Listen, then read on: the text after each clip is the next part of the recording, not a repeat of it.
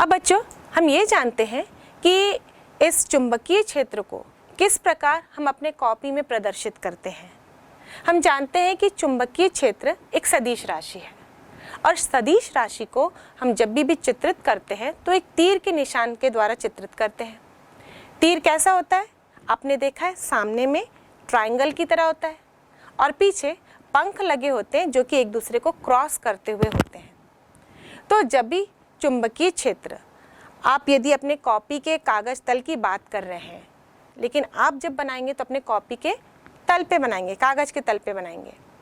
तो यदि चुंबकीय क्षेत्र कॉपी के लंबवत अंदर की ओर होगा, यानी कि ये तीर कैसे जा रहा होगा? कॉपी के तल के अंदर लंबवत जा रहा होगा। उस कंडीशन में आप तीर को देखेंगे तो आपको तीर का पीछे का हिस्सा दिखेगा, यानी कि दो पंख एक दूसरे को क्रॉस करते हुए नजर आएंगे। तो उस कंडीशन में हम यहाँ पर एक गोले के अंदर क्रॉस का निशान लगाते हैं। लेकिन जब ये चुंबकीय क्षेत्र की दिशा ऊपर की तरफ होगी, यानी कागज तल से लंबवत ये बाहर की ओर आ रही होगी, यानी कि हमारे बोर्ड में बाहर की ओर आ रही होगी और आपके कॉपी में ऊपर की ओर होगी, उस कंडीशन में तीर यदि सामने से आता हुआ दिखेगा तो सिर्फ उस तीर के ट्रायंगल का एक पॉइंट ही आपको नजर आएगा। और पॉइंट ही आपको नजर आएगा तो जब आप उसको दर्शाएंगे तो एक गोला बनाकर एक बिंदु लगाते हैं।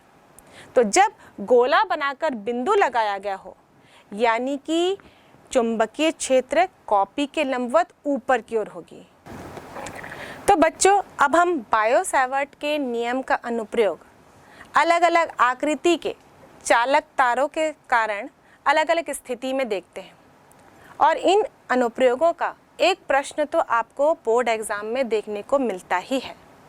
तो सबसे पहले हम एक सीधे लंबे धारावाही चालक तार के कारण किसी बिंदु पर बायो सैवर्ट के नियम का उपयोग करके चुंबकीय क्षेत्र की तीव्रता ज्ञात करते हैं। सबसे पहले हमने एक सीधा चालक तार लिया है जिसे हम XY से प्रदर्शित कर रहे हैं। मान लीजिए इसमें I धारा प्रवाहित हो रही है जिसकी दिशा X से लेकर Y की ओर है, यानी कि ऊपर की ओर। अब हमें इस धारावाही चालक XY से A दूरी पर, यानी कि बिंदु P पर चुंबकीय क्षेत्र की तीव्रता ज्ञात करनी है, यानी कि OP बराबर हमने लिया है A। अब इस P बिंदु पर चुंबकीय क्षेत्र की दिशा क्या होगी? हम यहाँ पर राइट हैंड का नियम लगाते हैं। राइट हैंड थंब रूल के अनुसार हम धारा की दिशा में अपना अंगूठा दिखाएंगे और इस चालक तार को अपने उंगलियों से पकड़ने की कोशिश करेंगे। जिस दिशा में मेरी उंगलियां मुड़ती हैं वही चुंबकीय क्षेत्र की दिशा होगी। तो इस P बिंदु की बात करें और अंगूठे को हम धारा की दिशा में स्ट्रेच करें तो इस P बिंदु पर मेरी उंगलियां इस बोर्ड के अंदर की ओर जा रही हैं और आप यदि इस XY चालक तार को अपनी कॉपी पे बनाते हैं तो आपकी उंगलियां इस कागज तल में नीचे की ओर जाएंगी। तो इस P बिंदु पर चुंबकीय क्षेत्र की दिशा आपके कागज तल के लंबवत नीचे की ओर होगी और मेरे यहाँ पर इस बोर्ड के लंबवत अंदर की ओर होगी। अब मान लीजिए बिंदु O से X दूरी पर हमने एक DL लंबाई का धारा अवयव लिया है जिसे हम AB से दर्शा रहे हैं, जिससे P बिंदु की दूरी R है। पहले हम इस धारा अवयव के कारण इस P बिंदु पर चुंबकीय क्षेत्र की तीव्रता ज्ञात करेंगे। उसके बाद इस पूरे XY धारावाही चालक तार के कारण इस P बिंदु पर चुंबकीय क्षेत्र की तीव्रता ज्ञात करेंगे। मान लीजिए एंगल YBP बराबर थीटा है। तो बायो सैवर्ट के नियम से धारा अवयव AB के कारण बिंदु P पर चुंबकीय क्षेत्र की तीव्रता का सूत्र होगा dB बराबर μ0/4 पाई IDL sin theta upon R square.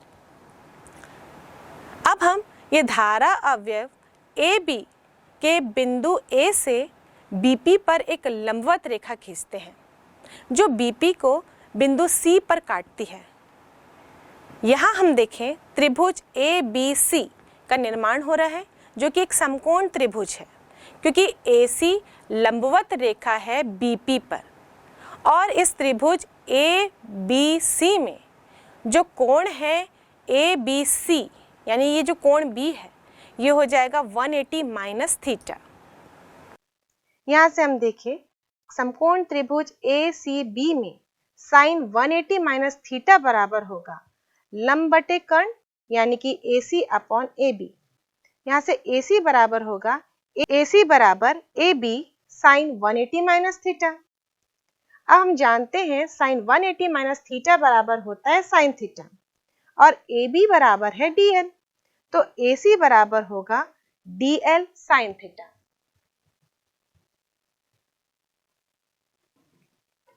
अब मान लो एंगल OPA बराबर d फाई है, तो बिंदु P का धारा अव्यय AB के साथ कोण d फाई लेंगे। अब समकोण त्रिभुज PCA में sine d phi equal to AC upon AP या AC बराबर AP साइन d फाई। हम जानते हैं साइन 0 बराबर 0 होता है, यानी कोण का मान बहुत कम हो तो हम उसकी जिया भी उतनी ही ले लेते हैं, इसलिए साइन d फाई बराबर d फाई ही लेंगे। तो AC बराबर हो जाएगा AP d फाई और AP का मान है R, तो AC बराबर होगा R d फाई। अब समीकरण 2 और 3 को देखें तो ये दोनों ही AC के मान को बताते हैं, इसलिए DL साइन थीटा बराबर R d फाई लिख सकते हैं। हमने दोनों समीकरणों को बराबर कर दिया है। समीकरण 1 में यानी कि इस बायो सेवर्ट के नियम में मान रखने पर हमें मिलेगा dB इक्वल टू mu 0 upon 4 pi I R d phi upon R square. यहाँ न्यूमरेटर और डिनोमिनेटर से R कैंसिल हो जाएंगे, तो हमें मिलेगा dB बराबर mu 0 upon 4 pi I d phi upon R। अब समकोण त्रिभुज AOP में cos फाई बराबर होता है आधार बटे कर्ण यानी कि AP बराबर OP और लिख सकते हैं A अपॉन R, क्योंकि AP का मान है A और OP का मान है R। यहां से 1 अपॉन R बराबर मिलेगा cos फाई अपॉन A। समीकरण 4 में मान रखने पर dB बराबर mu 0 upon 4 pi I d phi cos phi upon A। और इस समीकरण को हम इस प्रकार लिख सकते हैं dB बराबर mu 0 upon 4 pi I upon A cos phi d phi.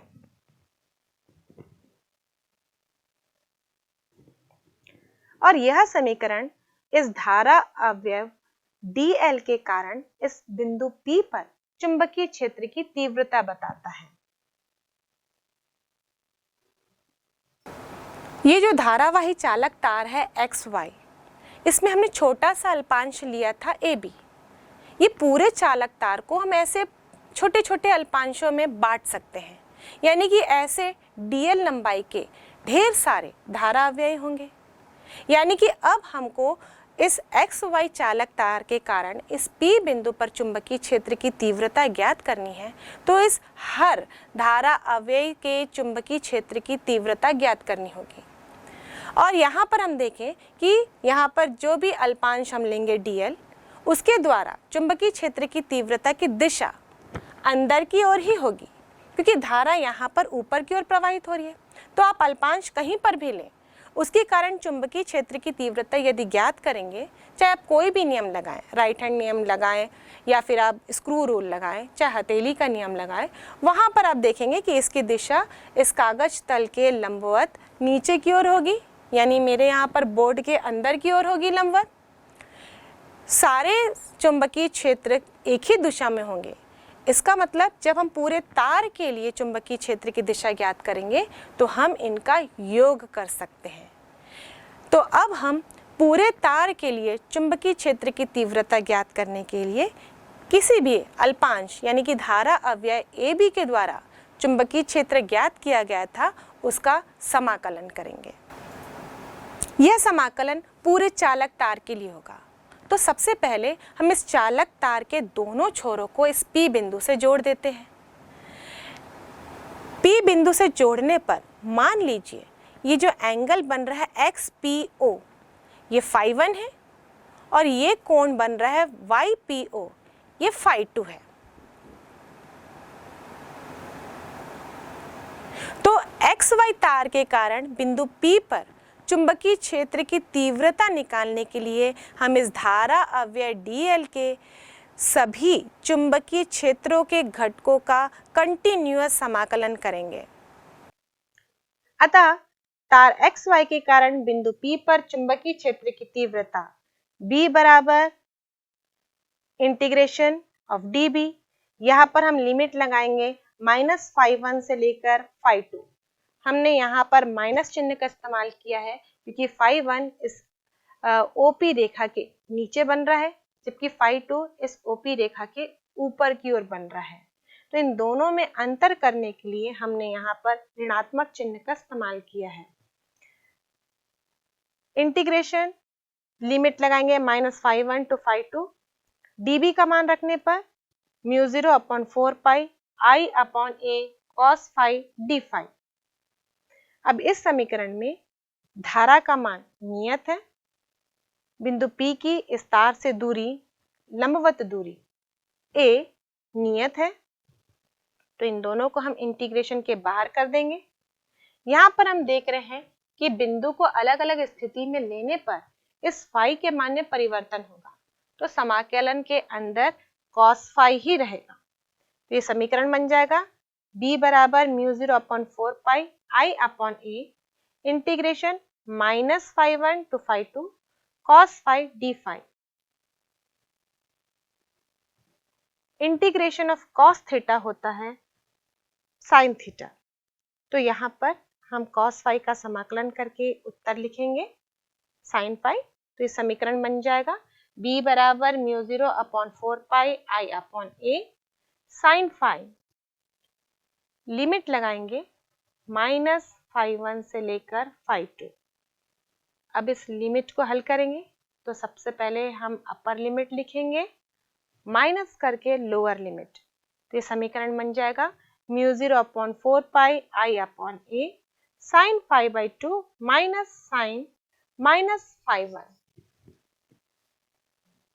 Sign of minus theta minus sine theta होता है, तो ये माइनस साइन बाहर निकालने पर माइनस माइनस प्लस हो जाएगा और इसीलिए B बराबर होगा μ0/4 pi I/a sin phi2 plus sin phi1। और इस समीकरण के पश्चात हम देखेंगे कि यहाँ पर कई विशेष स्थितियां हो सकती हैं। जैसे कि पहली स्थिति, यदि हमने चालक तार को असीमित लंबाई का लिया है, जब ये चालक तार असीमित लंबाई का होगा तो इसका छोर कहीं बहुत दूर पर होगा, या यूँ कहें कि ये जो रेखा होगी YP और XP वो लगभग XY के समांतर हो जाएगी और ये जो कोण है φ1 और φ2 ये दोनों ही 90 के लगभग हो जाएंगे। और हम जानते हैं कि sin 90 का मान होता है 1। तो यहाँ पर चुंबकीय क्षेत्र की तीव्रता B बराबर हो जाएगी μ0/4 pi I/a sin 90 plus sin 90 यानी कि 1 + 1, और यहाँ पर हम लिख सकते हैं B बराबर μ0/4 पाई 2I/a। ये 2 को यदि 4 से कैंसिल कर दें तो हमें मिलेगा μ0 I/2 पाई a। अब दूसरी स्थिति देखते हैं कि तार असीमित लंबाई का है, लेकिन ये जो बिंदु P हमने लिया था ये किसी एक छोर पर स्थित है, या तो x पर है या तो y पर। मान लीजिए x छोर पर स्थित है, तो यहाँ पर Px का ये जो कोण बनेगा वो 0 हो जाएगा। इस स्थिति में हम देखें तो φ1 बराबर 0 लिखेंगे और φ2 बराबर तो 90 ही रहेगा।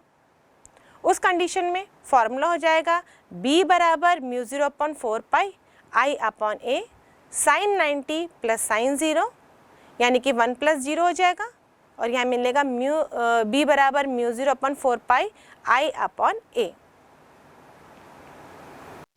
अब हम तीसरी स्थिति देखते हैं जहाँ पर तार की लंबाई सीमित है, माना कि L है, तथा बिंदु P तार के लंबार्धक पर स्थित हो, मतलब इस तार को बीच से काटने वाली लंबवत रेखा पर स्थित हो। इस स्थिति में दोनों ही कोण बराबर हो जाएंगे, तो हम लिख सकते हैं φ1 बराबर φ2 बराबर φ। और समीकरण में मान रखने पर हमें मिलेगा b बराबर μ0/4 पाई I upon a sin phi plus sin phi, और b बराबर μ0/4 पाई sin phi plus sin phi 2 sin phi हो जाएगा, तो हम लिखेंगे 2i sin phi upon a। यहाँ से 2 को 4 से कैंसिल करने पर हमें मिलेगा μ0 i sin phi upon 2 pi a। इस चित्र अनुसार देखें तो sin phi होगा लंब बटे कर्ण, तो यहाँ से लंब बराबर होगा L/2। अब कर्ण ज्ञात करना है, तो कर्ण बराबर हो जाएगा ये दोनों भुजाओं के वर्ग का योग का वर्गमूल, तो हम लिखेंगे √L/2 का स्क्वायर प्लस a का स्क्वायर। यहाँ पर हमने इस समकोण त्रिभुज के लिए पाइथागोरस का प्रमेय इस्तेमाल किया है, तो ये हो जाएगा L upon √L² plus 4a²। ये हमने एलसीएम लेके इसको सरल कर दिया है, और समीकरण में मान रखने पर हमें मिलेगा b बराबर μ0/2 पाई IL upon a √L² plus 4a²। तो बच्चों, इस सूत्र से हम देखें कि जो चुंबकीय क्षेत्र है वो धारा के समानुपाती है, लेकिन इस चालक तार से दूरी के साथ इसका संबंध व्युत्क्रमानुपाती है। तो यदि हम B और A के बीच में ग्राफ प्लॉट करें तो ये ग्राफ कुछ इस प्रकार देखने को मिलता है। अब इस सूत्र पर आधारित हम एक आंकिक प्रश्न बनाते हैं। अब इसी सूत्र पर आधारित हम एक आंकिक प्रश्न बनाते हैं। एक लंबे तार में 1 एम्पीयर की धारा प्रवाहित हो रही है। इससे 1 सेंटीमीटर दूरी पर स्थित वायु में किसी बिंदु पर चुंबकीय क्षेत्र की तीव्रता कितनी होगी? सूत्र लिखते हैं हम। यहाँ पर एक लंबा धारावाही तार है, तो सूत्र अनुसार B बराबर होगा μ0 I अपॉन 2 पाई a। धारा दी गई है 1 एम्पीयर, A यानी कि इस तार से दूरी दी गई है 1 सेंटीमीटर, तो सबसे पहले हम सेंटीमीटर को मीटर में कन्वर्ट करेंगे, इसे 100 से भाग देंगे, तो ये हो जाएगा 1 × 10⁻⁻2 मीटर। सूत्र पे मान रखेंगे। μ0 का मान बच्चों हमेशा याद रखना पड़ता है, क्योंकि ये क्वेश्चन में नहीं दिया जाता। μ0 बराबर होता है 4 पाई × 10⁻⁻7। अब ये सारे मान यहाँ पर रखने पर हमें प्राप्त होगा b बराबर 4 पाई × 10⁻⁻7 इंटू 1 अपॉन 2 पाई इंटू 1 × 10⁻⁻2, और सबको हल करें तो हमें b का मान प्राप्त होगा 2 × 10⁻⁻5 टेस्ला। अब हम बायो-सैवर्ट के नियम का अगला अनुप्रयोग देखते हैं। बायो-सैवर्ट के नियम की सहायता से अब हम एक वृत्तीय तार की केंद्र पर चुंबकीय क्षेत्र की तीव्रता ज्ञात करेंगे। यह वृत्तीय तार के केंद्र में चुंबकीय क्षेत्र कैसा होगा, इसको देखने के लिए आइए हम एक एक्टिविटी करते हैं। बच्चों, सबसे पहले हम वृत्ताकार रिंग बनाएंगे, यानी कि एक वृत्ताकार लूप बनाते हैं, और एक वृत्ताकार लूप से यदि हम प्रयोग करें तो इसका चुंबकीय क्षेत्र इतना स्ट्रांग नहीं होगा, इसलिए हमको नोटिसेबल परिणाम प्राप्त नहीं होंगे। इसलिए हम इस वृत्ताकार लूप के कई फेरे ले लेते हैं, यानी कि एक वृत्ताकार कुंडली बना लेते हैं। आइए देखते हैं कि इस एक्टिविटी को करने के लिए हमें किन किन चीजों की आवश्यकता होगी। हमें कैरम की कुछ गोटियां चाहिए जिसे हम स्टैंड की तरह इस्तेमाल कर सकें, एक प्लास्टिक शीट चाहिए और तांबे की तार चाहिए, और हमारे घर का पुराना डीवीडी केस ले लेते हैं।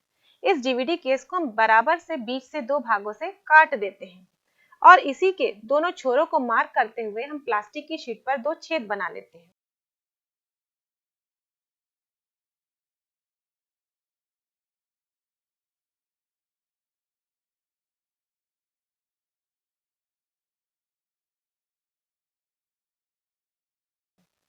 अब इस डीवीडी को हम इस प्लास्टिक की शीट पर ग्लू टेप की सहायता से फिक्स कर देते हैं।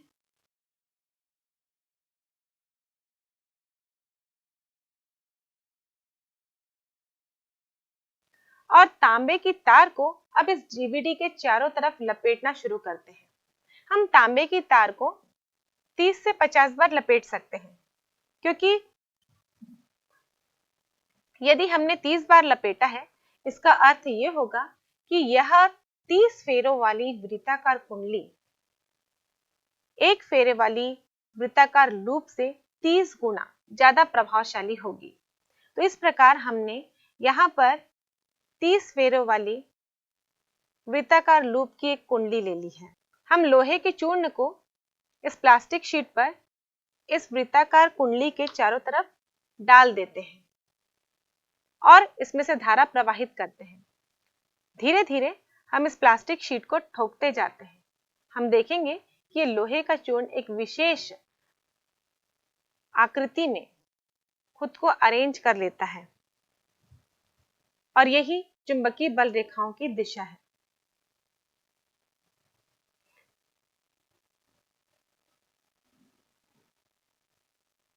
इस आकृति को हम यदि ध्यान से देखें तो कुंडली के फेरों के पास ये समकेंद्री वृत्तों के रूप में है, जबकि कुंडली के सेंटर में ये समांतर रेखाओं के रूप में है। यदि इसे हम कंपास नीडल की सहायता से बनाएं तो हम देखेंगे कि कंपास नीडल ये कुंडली के परिधि पर गोल गोल घूम रही है, यानी कि एक वृत्त के रूप में घूम रही है और इसीलिए यहाँ पर चुंबकीय बल रेखाएं समकेंद्री वृत्तों के रूप में है, जबकि केंद्र पर यही चुंबकीय सुई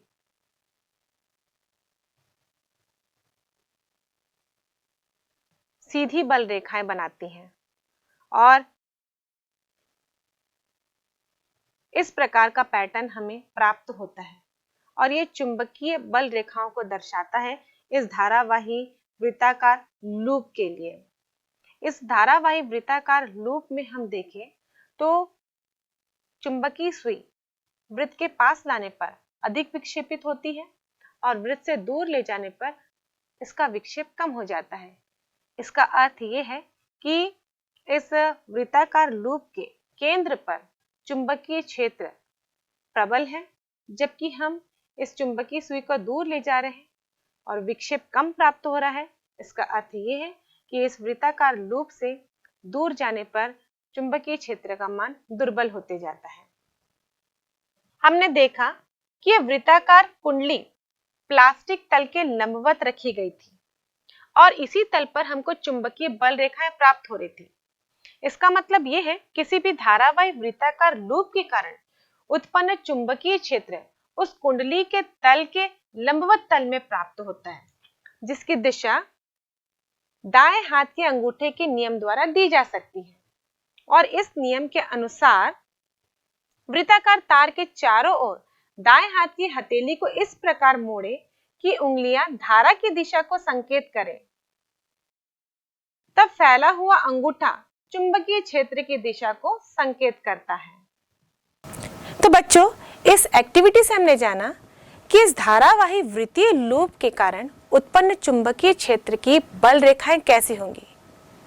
इसके केंद्र में हम देखें तो ये बल रेखाएं आपके कागज तल के लंबवत अंदर की ओर होंगी यदि ये वृत्तीय लूप आपके कागज तल पर रखा गया होगा। अब बायो-सैवर्ट के नियम का इस्तेमाल कर हम इस केंद्र पर ही इस वृत्तीय लूप के कारण उत्पन्न चुंबकीय क्षेत्र की तीव्रता ज्ञात करते हैं। इसके लिए हमने ये वृत्तीय लूप लिया है जो कि आपके कागज तल पर रखा गया है। इसका केंद्र O है और उसमें तीर के निशान में ही विद्युत धारा प्रवाहित की जा रही है, यानी कि इस पर्टिकुलर स्थिति में धारा क्लॉकवाइज प्रवाहित हो रही है। अब इस धारावाही वृत्तीय लूप के कारण इस केंद्र पर चुंबकीय क्षेत्र की तीव्रता ज्ञात करना है। अब इस वृत्तीय लूप में इस वृत्ताकार धारावाही चालक तार में हम एक धारा अवयव लेंगे, जिसे यहाँ पर हमने AB से दर्शाया है। ये अल्प लंबाई का होगा जिसे हम DL से प्रदर्शित करते हैं। अब इसकी जो केंद्र बिंदु से दूरी होगी ये तो इस वृत्त की त्रिज्या ही होगी, इसलिए हम यहाँ पर ये अल्पांश से दूरी r ले रहे हैं। और हम जानते हैं कि वृत्त की त्रिज्या वृत्त की परिधि पर सदैव ही लंबवत होती है।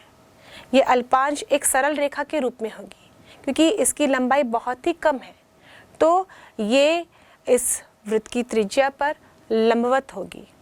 इसीलिए इस अल्पांश dl और इस वृत्त की त्रिज्या के बीच का कोण 90 डिग्री होगा। अब बायो-सैवर्ट का नियम यहाँ पर इस्तेमाल करें तो इस अल्पांश dl के द्वारा इस केंद्र पर चुंबकीय क्षेत्र की तीव्रता का सूत्र होगा dB बराबर μ0/4 पाई I dl sin theta upon r square. किंतु इस चित्र के अनुसार थीटा बराबर 90 डिग्री है क्योंकि I dl स्पर्श रेखा के अनुदिश होती है तथा त्रिज्या स्पर्श रेखा के लंबवत होती है, तो sin थीटा बराबर यानी कि 990 बराबर होगा 1।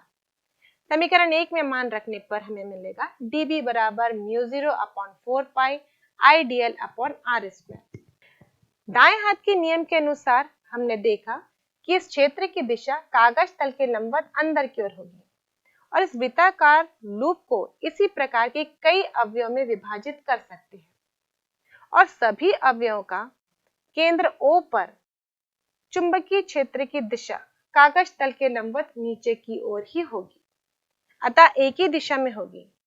इसलिए केंद्र O पर कुल चुंबकीय क्षेत्र की तीव्रता निकालने के लिए हम सभी अवयवों के चुंबकीय क्षेत्र की तीव्रता का योग करेंगे यानी कि समाकलन करेंगे। तो B बराबर हो जाएगा समाकलन dB। अब dB का मान इस सूत्र में रख देते हैं, तो B बराबर होगा समाकलन μ0/4 पाई I dl upon r square.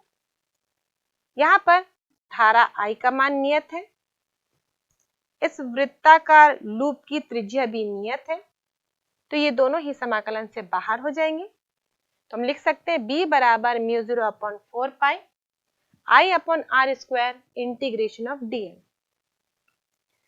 ऐसे ही वृत्त की परिधि पर छोटे छोटे dl को जोड़ते जाएं तो ये पूरी वृत्त की परिधि का निर्माण करते हैं। तो इंटीग्रेशन ऑफ dl बराबर होगा वृत्त की परिधि यानी कि 2 पाई r। तो हम लिख सकते हैं B बराबर μ0/4 पाई I upon r square into 2 pi r। इसे हल करें तो r का मान न्यूमरेटर से और डिनोमिनेटर से कैंसिल हो जाएगा, तो हमें मिलेगा B बराबर μ0/4 पाई 2 पाई I अपॉन r। और इसे आगे हल करें तो B बराबर होगा μ0 I अपॉन 2r। यदि लूप के स्थान पर हम n फेरों वाली कुंडली लें तो यहाँ पर धारा का मान n गुना बढ़ जाएगा, तो चुंबकीय क्षेत्र का मान होगा B बराबर μ0 Ni अपॉन 2r।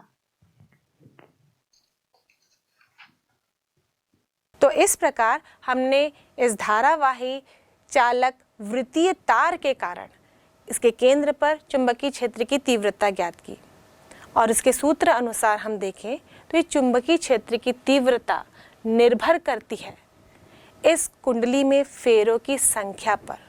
मतलब यदि इस वृत्त में हम कई फेरे लेते हैं तार के, तो जितने ज़्यादा फेरे होंगे केंद्र पर चुंबकीय क्षेत्र की तीव्रता उतनी ही अधिक होगी, क्योंकि यहाँ पर B समानुपाती है N के।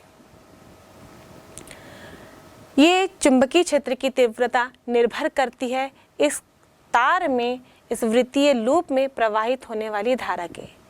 जितनी अधिक धारा होगी कुंडली में केंद्र में तीव्रता उतनी ही अधिक होगी।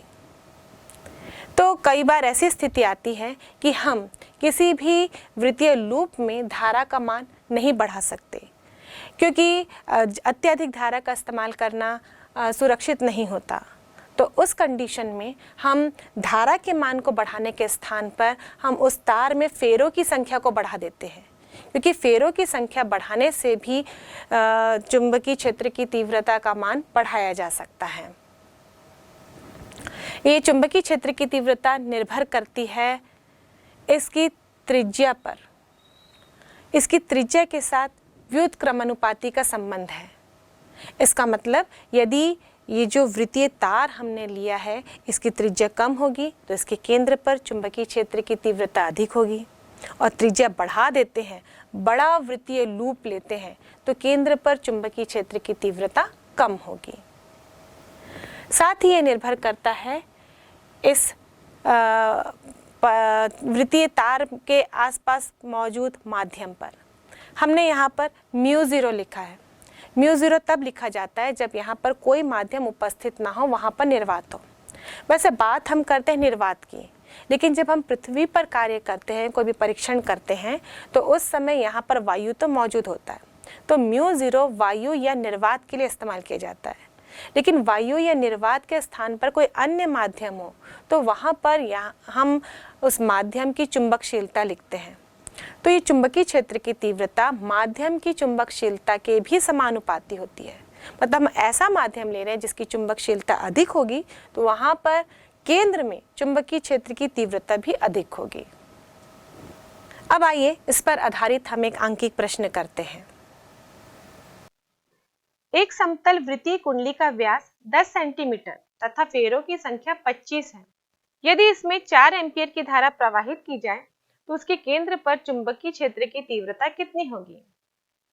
प्रश्न में दिया गया है व्यास 10 सेंटीमीटर है, व्यास यानी कि त्रिज्या का डबल, तो हम लिख सकते हैं 2r बराबर 10 सेंटीमीटर, यानी कि यहाँ से r बराबर हो जाएगा 5 सेंटीमीटर, और यदि इसे मीटर में कन्वर्ट करें तो हम इसे 100 से भाग देंगे तो ये हो जाएगा 5 × 10⁻⁻2 मीटर।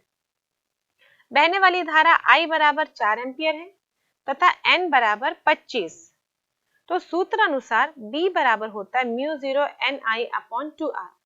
μ0 का मान होता है 4 पाई × 10⁻⁻7, n 25 था, धारा की मात्रा 4 एम्पियर अपॉन 2 × 5 × 10⁻⁻2, और इन सब को हल करने पर B बराबर 1.26 × 10⁻³ टेस्ला प्राप्त होगा।